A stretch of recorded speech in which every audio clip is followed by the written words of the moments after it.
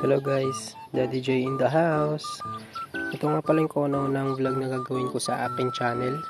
Sana supportahan nyo ako sa mga susunod na video ko. Ang gagawin natin ngayon guys ay mag-unbox tayo ng baby stroller para kay baby Marga. So ngayon guys, tinatanggal na natin ngayon ang nakabalot na plastic sa box. Kasi sobrang kapal na itong plastic na to guys. Ayan na, nailabas na natin ngayon ang box. Wow! Finally, natanggalan natin ng plastic. Kung nagtataka kayo guys kung bakit ko nasimulang mag-vlog, dahil gusto kong mag-explore dito sa social media. At di lang yun, gusto ko lang din libangin yung sarili ko dahil wala naman ako masyadong ginagawa minsan. Kaya naisipan kong i-video yung sarili ko or i-share sa inyo ang experience bilang isang tatay. Siyempre, daddy na tayo eh. So ayun guys, ang una natin mga nilabas ay ang mga gulong. Ang susunod na ilalabas natin ngayon ay ang mismong baby stroller. Pero mamaya pa yan guys. I-flex muna natin ang mga nasa loob ng karton. Yan guys. Kung nakikita nyo, i-assemble natin lahat yan.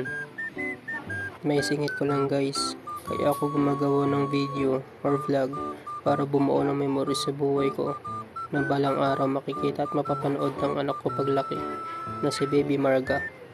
Actually guys, matagal ko nang gusto mag-vlog kasi di pa ako totally confident sa sarili ko na mag-video at makita ang sarili ko sa camera. Pero ngayon, susubukan na natin at itutuloy na natin ang plano ko noon na mag-vlog.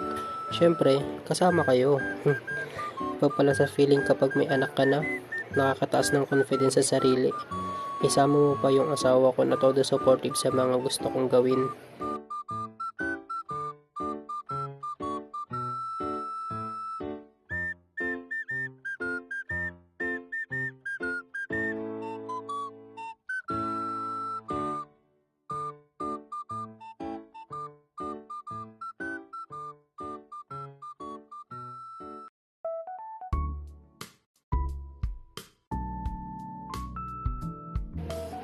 Actually guys, nahirapan ako mag-assemble ng stroller ni baby Marga.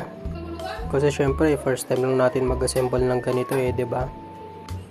Pero kahit ganun pa man, kahit nahirapan tayo mag-assemble guys, natapos naman natin bandang huli.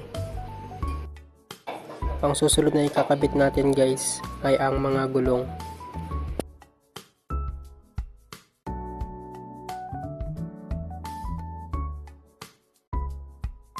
Ngayong tapos na ang mga gulong guys, ang susunod natin ay ang foam ni baby Marga.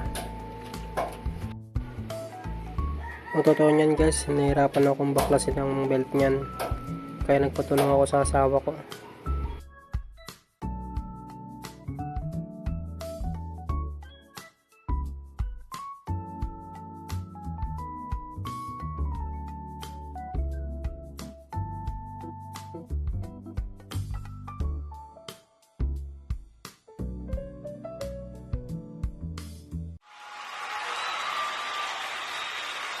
Finally, natapos din. Here's the montage, baby Marga.